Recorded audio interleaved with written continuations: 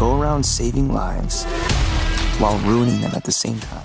GothamGeekGirl here, and I just watched the last 4 episodes of Part 2 Invincible Season 2, and holy shit. First, let me say this is completely non-spoiler. I will refrain from any spoilers in this reaction. The full review will come after the season airs. The first 4 episodes released in 2023, and the last 4 will be released on Amazon Prime Video on March 14th, which is actually the 21st anniversary of the inception of the comic book that inspired it, with 4 new weekly episodes. The Invincible mid-season finale was a massive episode full of big reveals and many changes that will leave audiences on a definite cliffhanger. So, for after an earth-shattering betrayal, Mark tries to get his life back on track as he makes new adversaries and allies, all while trying to suppress his greatest fear that he may become his father. So much has happened in these last 4 episodes. It's really a lot to take in. There's so many different plot lines happening simultaneously. The season is already crammed with all kinds of new and returning characters and storylines into its relatively short runtime. It's completely shocking, brutal, and just when you thought you saw it all in Invincible Man, this portion is more gruesome, more bloody, and more twisted with some boys level violence.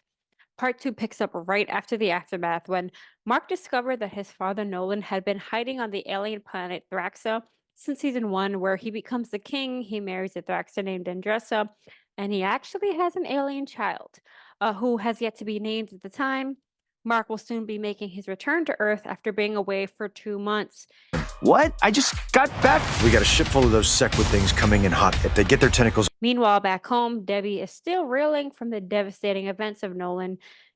Essentially, her life completely turned upside down. She's struggling with the betrayal of her husband, and she's trying to put her life back together. And Deb and Mark are really trying to reclaim a normal life. Mark is taking on much more responsibilities after the shocking news of Omni-Man's new family.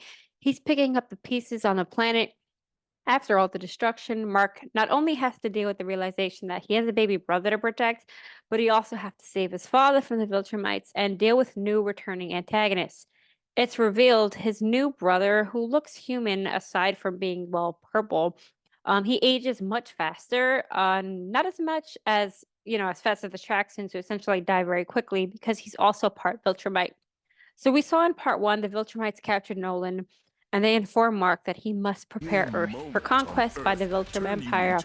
So Mark was told that if there was resistance from Earth, that the planet would be decimated. This sets up a huge dilemma for Mark in part 2 with more threats, and comic fans, woo, you're gonna freak over this season. Another ongoing plotline is the major threats from multiversal villain Angstrom Levy, who made his appearance in part 1 and is the main villain in part 2. The season will also briefly address Thaddeus and his betrayal of the coalition of planets, which at some point we'll probably see more of this. It's going to tie into the Viltrum Empire storyline.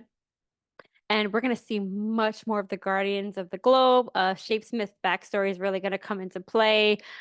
Eve essentially was trying to live a normal life after the events of the Chicago Park collapse. She feels a lot of guilt, and she feels like she caused more problems and that she shouldn't be a hero. And we're going to really see a lot of growth from her and Rex. Powerful. I guess we're all fucked. How did it move?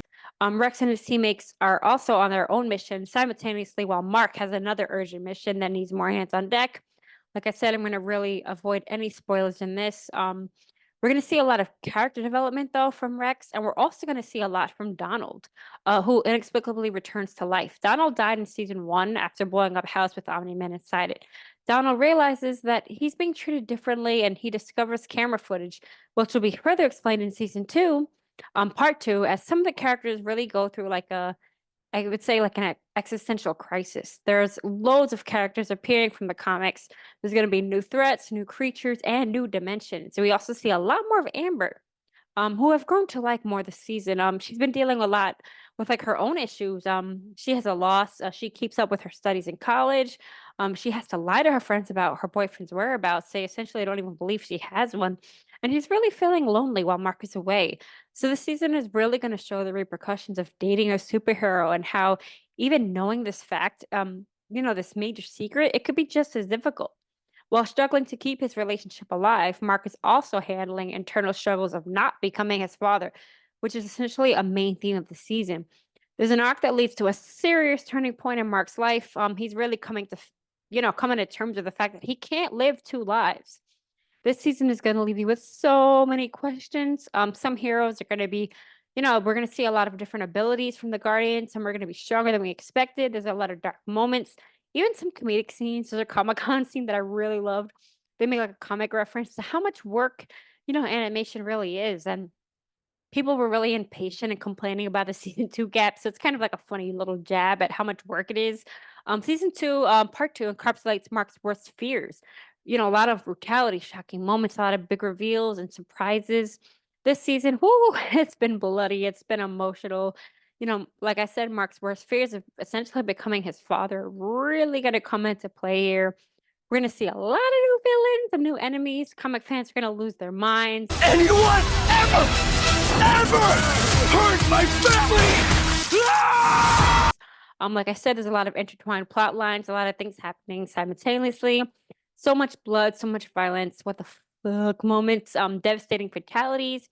Whew, season 2 adds a slew of new characters. There was already an incredible voice cast, but this roster of voice talent is going to be insane. So definitely stay tuned and check out season 2, part 2, airing soon. And I will be, giving some spoiler recaps when I'm allowed to talk about certain plot points. Check it out.